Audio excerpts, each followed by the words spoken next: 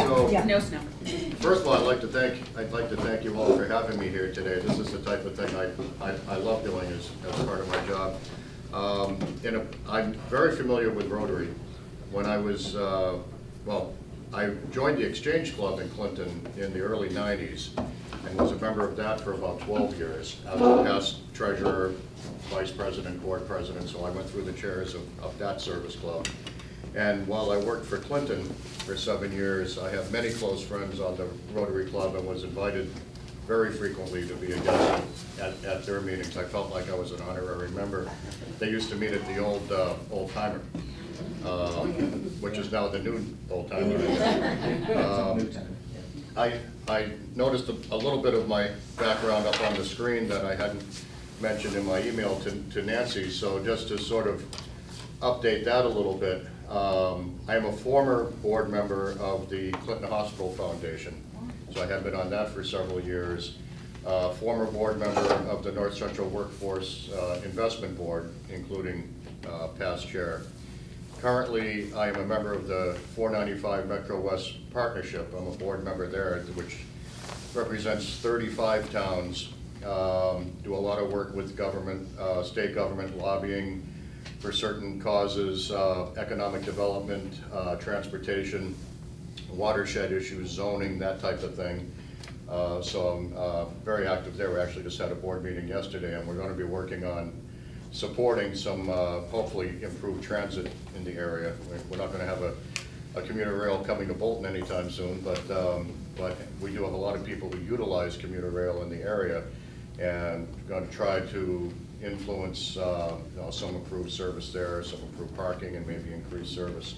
I can tell you that off the top of my head, I saw a stat that said that from 2012 to now, to 2018, the commuter rail line from Fitchburg through Littleton ridership has increased 17%, but the ridership from Worcester through Framingham to Boston has increased 45%. So definitely people in this area are trying to better utilize commuter rail. I also should mention, since we're in Stowe, that the town administrator in Stowe, Bill Wrigley, who's an outstanding town administrator, one of my closest colleagues, is in his 27th year working for Stowe. He's the only town administrator Stowe has ever had, and he'll be retiring June of next year. So I gotta get him on the docket. so get him. I know, I'm calling after this meeting. He lives in Athol, I think, or Orange, and you're not going to get him to come from Orange out to here after he retires. So, but he's one of the best town administrators in the business, and the people in Stowe are very lucky to have him. Don't tell him I said that. So that being said, oh, you recorded it. Okay, you won't have to tell him. You just send him the video, rats. So anyway.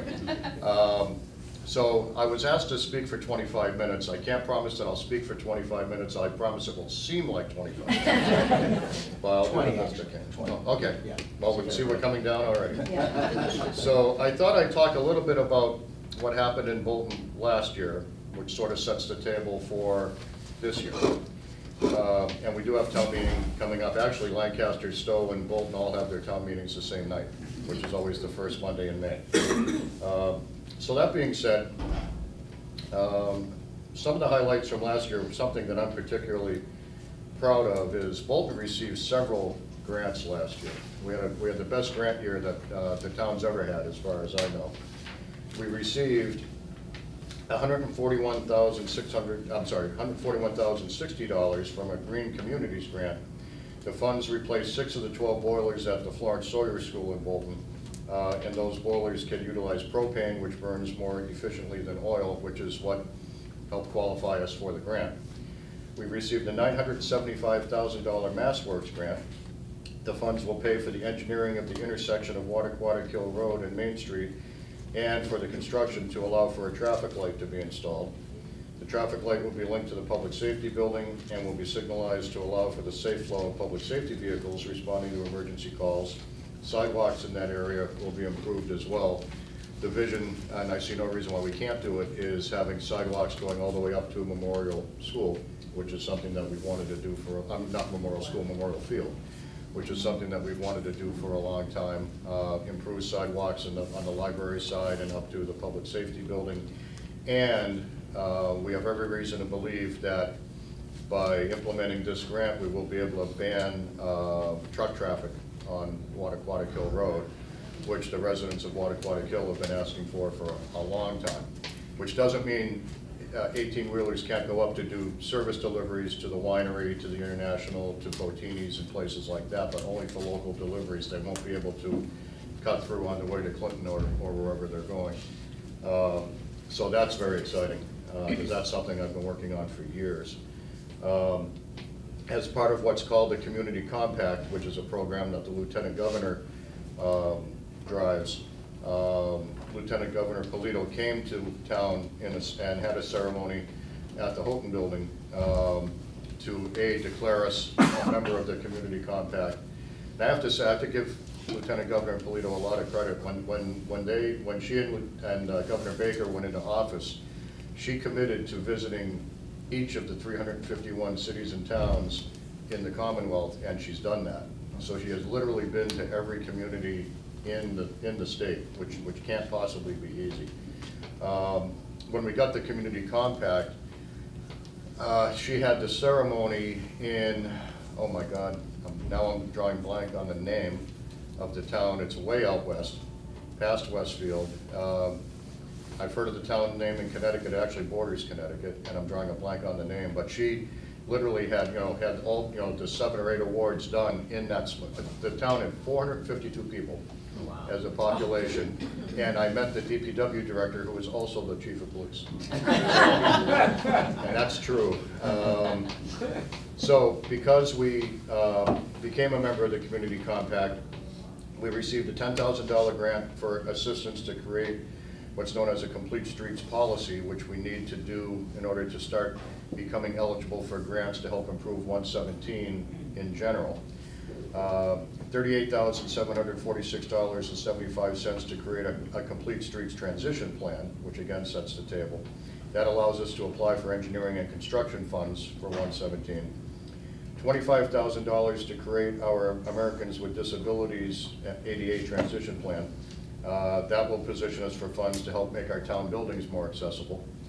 $22,635 for an IT infrastructure grant, which paid for software and labor required to transition our permitting process from an outdated platform that had gone legacy. The vendor wasn't even doing any updates on it anymore. To a streamlined process that is now utilized by our building department, planning department, the town clerk's office, and the fire department. So across several departments. And last but not least, $514.06 for a grant specifically for purchasing equipment for invasive species removal that was garnered by our conservation agent, Rebecca Longvall. So in total, last year, the total grants received by the town total $1,212,955.81, which is a really good year for a town of just over 5,000 people. It takes years to be able to position yourself to be eligible for these grants. So my staff, our town planner, our conservation agent, our DPW director, everyone has been involved, as well as volunteer committees such as the Public Way Safety Committee and others. 117 study committee we had, so a lot of volunteers in place. Also, we started working on this late last year, but we got the official word in January. We worked closely with Standard & Poor's, and our town treasurer, our town accountant, and I went to S&P Global in Boston and made a presentation to have our credit rating revisited. And it was a successful presentation. We went from AA+ to AAA, which is the highest bond rating that a community can receive. So a lot of credit to our finance team, also our advisory committee, which in Bolton is our FinCom, for those of you who don't know that. Really, we spent years working on policies and procedures, documenting things that we knew we did, but we didn't have down on paper, tightening up our practices, our financial practices. So we reissued, we went out for bid on on a little under $3 million of debt that had to be reissued. And we had 9 outfits bid on that debt, which is really high, especially for a small community. With the interest rate that we ended up getting over the life of the bonds, we ended up saving about $330,000 in debt. So, so we had a really solid financial year. Also, back in June of last year, our fire chief, John Menser, retired after, I think, 7 years of being chief. And we took the step of committing to hiring a full-time fire chief, which is Bolton's first one. We were the last town in the area to do so. It was really needed. A volunteer, no matter how hard he works, can only do so much. So we hired the new chief in December. He's doing a great job. His name is Jeff Legendre. He was a lieutenant in Northborough. He's had a tremendous impact on the fire department. I think we're really lucky to have him. In fact, bring him in sometime as a guest. I think he's like me. He's happy to talk to people. You may have to give him the hook, just like you'll have to do to me. But he's really doing a good job. So there's a lot that's been happening. So that being said, we're well into the budget planning process for fiscal year 20. As I said, our town meeting is the first Monday in May, and we've got a lot of challenges this year. It's as tight a budget, if not tighter, than any budget I've seen in 10 years. We'll end up deferring, I think, a lot of capital expense until next year, and we're being very, very conservative about where we spend money. We're not doing a lot of discretionary spending at all. We've had pressures in several areas. What we will do, well, I can't commit to anything yet because the final vote for advisory and the capital planning committee is next Tuesday. But there is one culvert project that I'm sure we'll go forward with, which is for Spectacle Hill Road, where and the Century Mill area. We've had drainage issues down there for years. They were exacerbated earlier last year. The DPW did, I think, some really nice stopgap work to improve the situation, but the long-term fixes, we need to get some new drainage in there. We need to fix the shoulders so we have proper drainage down there. It's sloping off the road. That's going to be about a $250,000 project, and we are committed to doing that. And not to get too much in the weeds, but every town or city in the state gets what's known as Chapter 90 money, which funds road work. We don't normally apply Chapter 90 money towards infrastructure. We normally apply it towards road paving. But given the financial situation we're in this year, we're going to take that Chapter 90 money and fund it rather than go out to borrow or appropriate money from the town. So there'll be no impact to the tax rate by doing that project. It's a one-year thing. I wouldn't recommend doing it every year, but this year, I'm pretty sure we're going to do that. There'll be engineering money to deal with drainage in the Wattaquatic Hill area down around Berlin Road, as we've got serious drainage issues down there. Culvert on Long Hill will be done in fiscal year 20. We went out to bid for that project and nobody bid on it. So now we have to, so all dressed up and no place to go. So now we're going back out to bid again. And now we're actively recruiting businesses, and yet there's certain qualifications because of the type of work. You have to be what's known as a pre-qualified bidder. And there's a list, so now our DPW director is actually going down the list and contacting these people and sending them the specs and all that. So we've already gotten, I think, 13 firms that seem to be interested. So we'll get some bids next time. So there's a lot going on there. We'll probably defer a lot of the ongoing capital, truck replacement, that type of thing for a year. So we'll be okay. We're not talking about an override or anything like that, but it will be a very, very conservative budget for this year. As far as looking forward, the MassWorks grant that I talked about for Wattaquatic Hill Road, we've already had some input from the community. Our DPW director had a wiki app where you could highlight where you live and highlight any issues on your road. We had a notice that went out, and we well over 100 hits on it, I know that.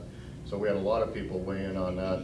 But we'll be having public hearings. We'll be notifying the people who live on Main Street when they are, so that they can come in and talk about design issues or design questions, whatever they may have.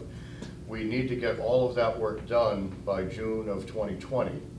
So we haven't even started the design work yet, because we do need to do that. We have a concept, but we need to get the community input.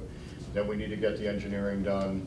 I think the construction process itself isn't all that long, so I'm guessing that we'll probably have everything ready to go this year and look at doing the construction when the weather breaks next year in 2020, and then have it done. We may get it started in the fall, I'm not sure about that, but that will make quite a difference. The people from the Department of Transportation who have ultimate sign-off on grants like this said that, in their opinion, that intersection would be the #1 priority to address in town to help deal with traffic flow and that type of thing.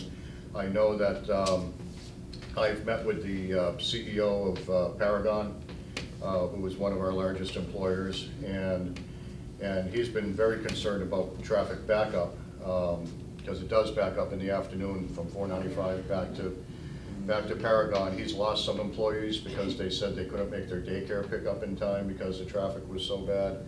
He's had difficulty hiring employees. He's had difficulty renting out some of the excess space he has there because of traffic. And I met with him and a senior person from DOT, Department of Transportation, and it was agreed that a traffic signal that far down will have a significant impact on traffic all the way back, because it will help the consistent flow of traffic. And it'll be synchronized with the lights at 495. So it all needs to work in concert together. How am I doing for time, by the way? Good. I want to make sure that we give time for questions. Oh, sure. If you have time. Sure, So it we should need be very to interactive. If you have yeah. any questions anyone has, I would. We have about 5 minutes left. Oh, my, So if you okay. wanna Well, have then I should open up for first. questions right now. Anybody that has any questions, Yeah, good. please. Any Bolton questions? So what is it about this year that makes the budget particularly tight? You alluded to that. We have a lot of different pressures this year. We have 10% increase in healthcare costs. 14% increase in the town's contribution to the retirement system. There's something called other post-employment benefits, known as OPEB, which is what it sounds like. It's retiree benefits other than retirement, basically health care. We have been funding that. There's an actuarial table that you use. We have been fully funding that, which a lot of towns don't. So Bolton's been in good shape like that. But we were required this year to use a new actuarial table, which drove the cost. It's supposed to go down as you pay to the rate. We went up because the new actuarial resulted in an increase of over $40,000 for that. Who dictates that? The state says what we use for it. It's called general accounting. It's GASB 45 versus GASB 74. Oh, well. Yeah. Yeah, it's all inside baseball. As I think many of you know, China has stopped accepting recycled products. So in this year's budget, we now have a structural deficit of $35,000 because we're not seeing the revenue from the transfer station that we would normally see for recycles. So that ripples into next year as well. On the education side, the assessment from the Neshoba School District will go up about 5%. Plus, and when we talk about education, a lot of people don't remember Minuteman.